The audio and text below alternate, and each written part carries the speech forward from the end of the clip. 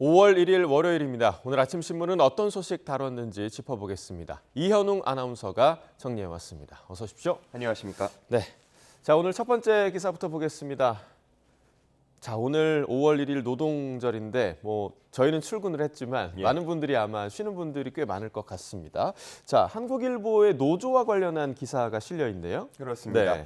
직장갑질 119가 지난달 초에 직장인 1,000명을 대상으로 진행한 설문조사 결과를 바탕으로 한국일보가 기사를 썼습니다. 먼저 노조의 필요성을 물어봤는데요. 응답자의 72.7%는 필요하다고 답을 했다고 합니다. 그 이유에 대해서는 임금 협상, 또 복리후생제도 개선, 업무 환경 개선 등의 답이 다수로 나왔습니다. 하지만 노조가 우리 사회 전반에 기여하는 바를 두고는 냉담한 반응이 나왔는데요. 응답자의 절반이 노조가 사회 불평등 해소에 기여하지 않는다고 답을 했고요. 경제 발전이나 사회 통합 등에도 제 역할을 다하지 못한다는 응답 많이 나왔습니다. 네, 그러니까 노조가 필요하긴 필요하지만 아쉬움 또 실망감이 있다 그런 결과네요. 맞습니다. 네. 또 다른 조사에 의하면 노조가 간부나 또 일부 노동자들의 이익만을 위한 방향으로 운영되고 있다는 응답이 많았다고 하고요. 중소기업 노동자가 노조에 가입하지 않는 주 이유로도 불이익 걱정과 더불어 또 신뢰 부족이라는 응답이 많았습니다. 한 노동운동가는 코로나 때 임금체불이나 고용 불안정에 시달리는 이들을 위한 운동이 필요했는데 당시의 양대 노총은 대정부 투쟁과 정치적 활동에만 집중했다고 비판하기도 했습니다. 한편 일각에서는 제도가 노조의 장벽을 높인다고 지적하는 목소리도 있었는데요. 새로운 노조 결성 절차가 어렵고 까다롭게 되어 있어서 노조 활동을 시작하기가 쉽지 않다는 이야기였습니다. 네. 이 노조의 존재 이유를 다시 한번 좀 돌아볼 수 있는 그런 노동절이 됐으면 좋겠고요. 자, 다음 두 번째 기사 보겠습니다. 자, 지난달이었죠. 10대 청소년이 극단적 선택을 하는 걸 실시간 방송으로 송출해서 좀 논란이 됐었는데 이 우울증 갤러리를 요즘 찾는 분들이 굉장히 좀 많다고 하더라고요. 네, 우울증 갤러리뿐 아니고요. SNS를 중심으로 우울계 혹은 우울방 이런 것들이 많이 퍼져 있는 상황입니다. 예. 중앙일보가 이러한 우울증 커뮤니티를 모니터링하면서 여기서 활동하는 10명과 심층 인터뷰를 해서 기사를 실었는데요. 이들은 부모님의 이혼, 가정폭력, 학교 내 따돌림, 성폭행 등을 이유로 우울증을 심하게 겪고 있었습니다.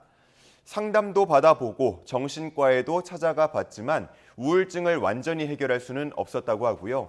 그래서 찾다 들어온 곳이 바로 이러한 우울증 커뮤니티라고 합니다. 누군가에게는 현실 도피 창구가 되고 또 누군가에게는 위로를 느낄 수 있는 집과 같은 공간이 된다고 합니다. 네, 일종의 도피처 혹은 안식처가 될 수 있는 것 같은데 그런데 여기 지금 기사 제목을 보니까 아늑한 지옥이라고 나와 있네요. 아늑한 집이 아니고요. 예, 그렇습니다. 네. 흥미와 자극을 쫓는 사람들, 이른바 우울증 사냥꾼들이 이러한 우울증 커뮤니티를 찾아오기 때문입니다. 예. 이들은 쉬운 만남을 추구하면서 청소년들에게 술, 담배를 권하는가 하면 성착취를 시도하기도 합니다. 이런 경험은 우울증을 벗어나고자 커뮤니티를 찾았던 이들에게는 더 깊은 우울증에 빠져들게 되는 계기가 되는데요.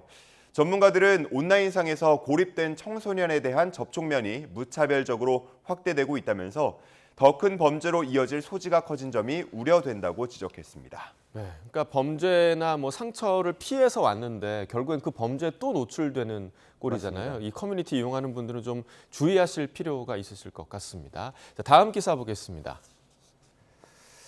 자, 오늘이 노동절이고 이번 주 금요일이 또 어린이날이니까 아마 화수목 휴가 쓰셔서 여행 가시는 분들도 좀 있을 것 같은데 저도 얼마 전에 이제 항공권 검색을 좀 해보니까 항공권이 너무 비싸졌더라고요. 맞습니다. 네. 코로나19 전에 미주나 유럽 항공권 찾아보면 정말 저렴하게는 7, 80만 원에도 구할 수가 있었고 대부분 100만 원대 정도면 구할 수 있었는데 그리고 가까운 일본만 치더라도요. 이전에는 수만 원에서 10만 원대 티켓도 많았죠.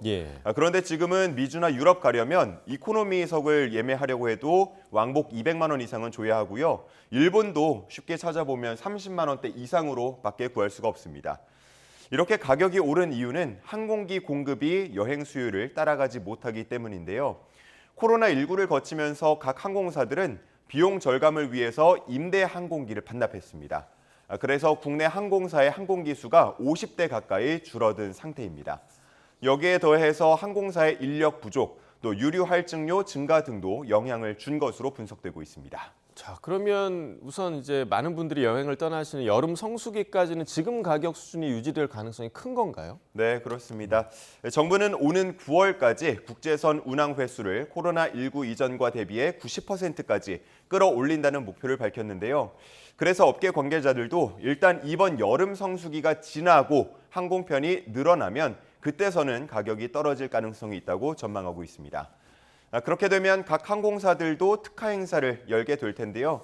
이를 눈여겨보고 있다가 얼리버드 티켓을 구한다면 상대적으로 저렴하게 여행을 다녀올 수 있을 것으로 보입니다. 네, 아마 그 여름 휴가 준비하시면서 한숨 푹푹 쉬는 분들 계실 것 같은데 여름 성수기 이후라고 하니까 좀 기회를 노려보시면 좋을 것 같습니다. 다음 기사 보겠습니다.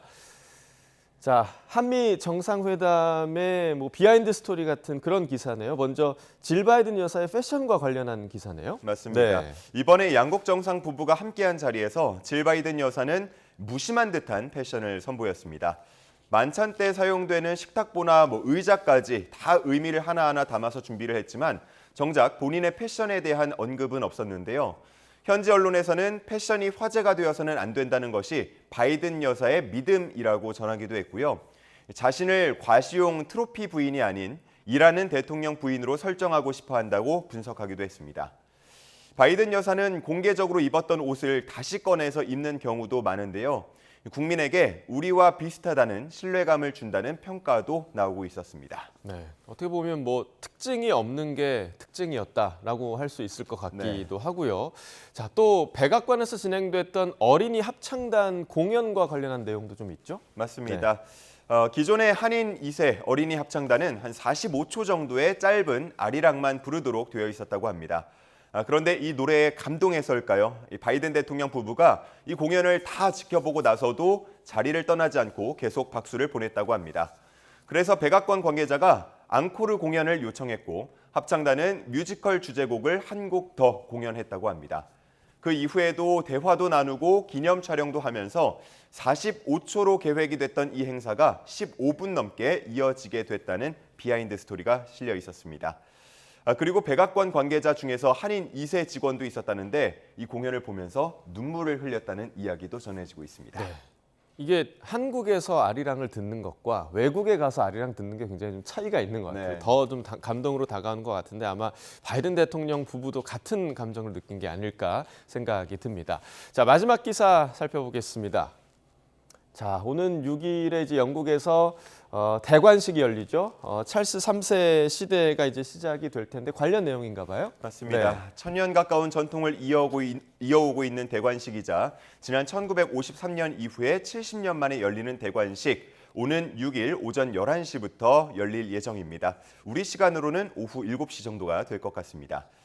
전통에 따라서 먼저 버킹엄궁에서 황금마차를 타고 웨스트민스터 사원으로 이동하게 되고요. 여기서 대관식을 치른 후에 다시 버킹엄궁으로 돌아올 예정입니다. 대관식에는 각국 주요 인사 2천여 명이 초청됐는데요. 고물가와 경기 침체 등 상황을 고려해서 초청 인원은 4분의 1로 줄어든 상태입니다. 행렬도 기존에는 2시간 정도 소요가 됐는데 이번에는 절반 이하로 줄이기로 했습니다. 네, 이번 대관식에서 여성과 또 다양한 인종을 포용하는 모습을 또 강조할 예정이죠. 네, 네. 주요 역할을 여성 성직자에게 맡기고 또 백인들 중심으로 이루어지던 대관식의 주요 역할들을 흑인 등의 다양한 인종에 맡길 예정이라고 합니다. 그리고 찬송가는 영어뿐 아니라 웨일스어나 아일랜드어 등 다양한 지역의 언어로 불릴 예정이라고 합니다. 현지 언론에서는 전통적인 대관식에 생긴 놀라운 변화라고 평가하고 있는데요. 한편에서는 대관식을 신경 쓰지 않는다는 응답이 우세한 여론조사 결과를 공개하기도 했고요. 그렇게 간소화하더라도 1억 파운드에 달하는 세금이 들어갈 거라고 꼬집는 반응도 있었습니다. 네, 굉장히 좀 기대가 되는 마음이 있으면서도 지금 1억 파운드가 지금 계산해 보니까 1,600억이 넘더라고요. 예. 이 부분에서는 조금 아쉬운 마음이 좀 드는 것도 있네요. 알겠습니다. 굿모닝 브리핑 이현웅 아나운서와 함께했습니다. 고맙습니다. 감사합니다.